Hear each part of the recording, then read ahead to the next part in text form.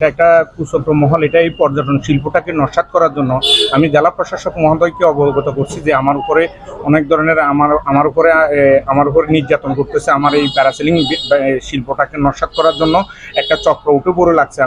আমি অতিরিক্ত জেলা ম্যাজিস্ট্রেট মহোদয়কেও আমি অবগত করছি, আমি এসিলেন্ট মহোদয়কেও অবগত করছি। এখানে দীর্ঘ চলাচলের রাস্তা, আজকে 30 বছরের রাস্তা, এই রাস্তাটাকে কেন্দ্র করে গতকালকে যে একটা ফেক নিউজ করছে, এটা কখনকার ভিডিও, কিসের ভিডিও আনি কিসের মধ্যে ঢুকাইয়া যে উনি আমার প্যারাসেলিংয়ে গেছিলেন, দায়া দেখতেছে যে উনি প্যারাসেলিংয়ের টিকিট নিছেন, উনি টিকিট নিচে নিয়ে উনি প্যারাসেলিং করতে গেছে। দেখতেছে যে কি আমার বোটটা যখন বাইর করতেছে ঢেউ প্রচন্ড ঢেউ, তো করে আমরা নিজেরাই বন্ধ করে দিতেছি। ঢেউ বোটের ভিতরে পানি ঢুকছে, তখন আমরা নিজেরাই বন্ধ করেছি। ওনার টাকাটা আমি রিটার্ন করে ওনার জায়গায় চলে গেছি। কিন্তু নেক্সট টাইম এটা একটা বড় ধরনের একটা হয়ে গেল, কক্সবাজারের মধ্যে তোলপাট হয়ে গেল যে প্যারাসেলিং থেকে পর্যটন ছিটকে পড়ে এক এক ধরনের ছিট পড়লে পানিতে পর্যটক চেঁচাচ্ছে দেখা যাচ্ছে, একটাতে দেখা যাচ্ছে পর্যটন আকাশে উঠতেছে, একটাতে। এইভাবে পর্যটন শিল্পটাকে নস্যাৎ করার জন্য এই কথিত জায়গার মালিক ভূমিদস্যু, ওনাকে বেশ কয়েকবার উচ্ছেদ করা হয়েছে। কিন্তু এই রাস্তাটাকে আজকে 2টা বছর উনি এই রাস্তাটা নিয়ে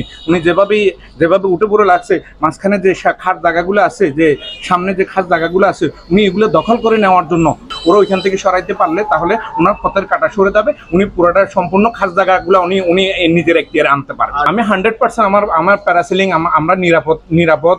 আমরা বিদেশি ট্রেনার দিয়ে আমরা আন্তর্জাতিক মানের ট্রেনার দিয়ে আমরা সনদপ্রাপ্ত প্যারাসেলিং একমাত্র আমার প্রতিষ্ঠান করে, ফ্লাই আরসি স্পোর্টস প্যারাসেলিং করে।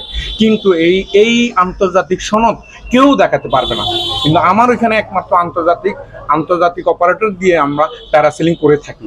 বিকালবেলা হলে মানুষ নামে আসর নামাজ, মাগরিবের নামাজ পড়ার জন্য, একটা মুসল্লি নামাজ পড়ার জন্য কিছু পায় না। আমি একটা ফ্লোর করে দিছি, ফ্লোর করে দিয়ে আমি ওখানে নামাজের ব্যবস্থা করছি। ওটা একটা ভুল একটা ইনফরমেশন দিছি। আমরা ব্যবসায়ী মানুষ, আমরা ব্যবসা করতেছি এতটুকু। কিন্তু আওয়ামী লীগ সরকার আমলে আমাকে উনি বিতাড়িত করছে, সময়ে আমাকে উনি আমাকে বিতাড়িত করতেছে, আমাকে হয়রানি করতেছে। এটা আমি প্রশাসনের হস্তক্ষেপ কামনা করতে। আসলে তেমন কিছু না, আমরা বিচে গেছিলাম করার জন্য। ওয়েদার খুব রাফ ছিল, তো রাফ থাকার কারণে দেখলাম যে আমাদের যখন প্রিপারেশন নিচ্ছি আমরা, তখনই ওই স্পিড বোটের মধ্যে দেখলাম ঢেউ পানি উঠে যেতেছে। আর ওয়েদারটা খুব রাফ থাকাতে আমরা পরে করার সাহস পাইনি। পরে আমরা টিকিট ফেরত দিয়ে আমরা চলে আসছি, জাস্ট একটু। না, আমরা এটা অ্যাকচুয়ালি ওয়েদারের উপরে, এটা তো সবসময় এরকম অ্যাক্সিডেন্ট তো প্রতিদিন হয় না, সবসময় হয় না। অ্যাক্সিডেন্টের যখন হবে সেটা হবে, এটা আপনি ঘরে বসে থাকলেও হবে। এইগুলো কোথায় কে করছে, এখন তো ভিডিওর অভাব নাই, কোথায় কোন জায়গায় কার ভিডিও কোনটার মধ্যে লাগাই দেয়। ওই এরকম বহুত ঘটনা ঘটে না আমাদের সাথে এরকম।